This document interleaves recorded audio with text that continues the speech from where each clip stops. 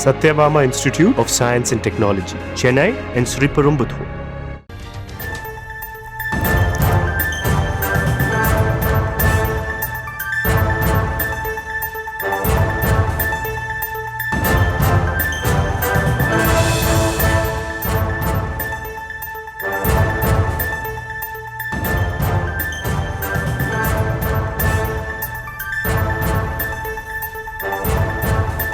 அண்மை செய்தி. மத்திய அரசை கண்டித்து வரும் 29ஆம் தேதி தமிழகம் முழுவதும் திமுக ஆர்ப்பாட்டம் அறிவித்திருக்கிறது.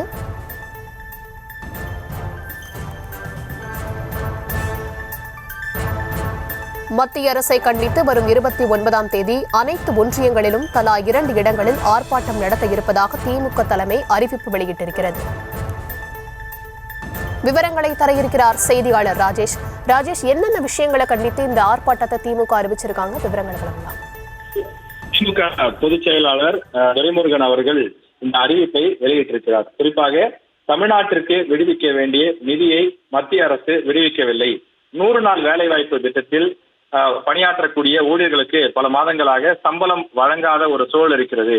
குறிப்பாக தமிழ்நாட்டுக்கு மத்திய அரசு இந்த திட்டத்திற்காக வழங்க வேண்டிய 4034 கோடி அளவுக்கு நிதியை இன்னும் தராமல் மாற்றாந்தாய் மனப்பான்மையோடு தமிழ்நாட்டை தொடர்ந்து மத்திய அரசு வஞ்சித்து வருகிறது.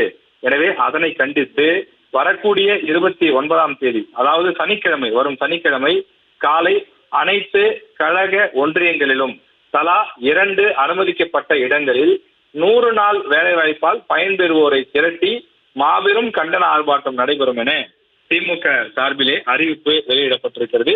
இதில் திமுக நிர்வாகிகள் அனைவரும் பங்கேற்க வேண்டும் எனவும் அவர் அழைப்பு விடுத்திருக்கின்றார். ஏற்கனவே பள்ளிக்கல்வித்துறைக்கு வழங்க வேண்டிய நிதி SSA திட்டத்திற்கு 2152 கோடி வழங்கவில்லை என குற்றச்சாட்டுகளை முன்வைக்கப்பட்டு வரக்கூடிய நிலையில் தமிழக அரசு, குறிப்பாக திமுக, மற்றொரு திட்டத்தினை கையில் எடுத்திருக்கின்றது. அதாவது 100 நாள் வேலைவாய்ப்பு திட்டத்தில் வழங்க வேண்டிய நிதி வழங்காத காரணத்தால் தமிழகத்தில் ஆயிரக்கணக்கான ஏழை கிராமப்புற மக்கள் பாதிக்கப்பட்டிருக்கிறார்கள். எனவே தமிழ்நாட்டிற்கு வழங்க வேண்டிய 4034 கோடி நிதியை உடனடியாக விடுவிக்க வேண்டும் என்ற கோரிக்கையை வலியுறுத்தி அதனால் பாதிக்கப்படக்கூடிய பொதுமக்களை திரட்டி ஆர்ப்பாட்டம் நடத்தப் போவதாக திமுக தலைமை அறிவிப்பு வெளியிட்டுள்ளது.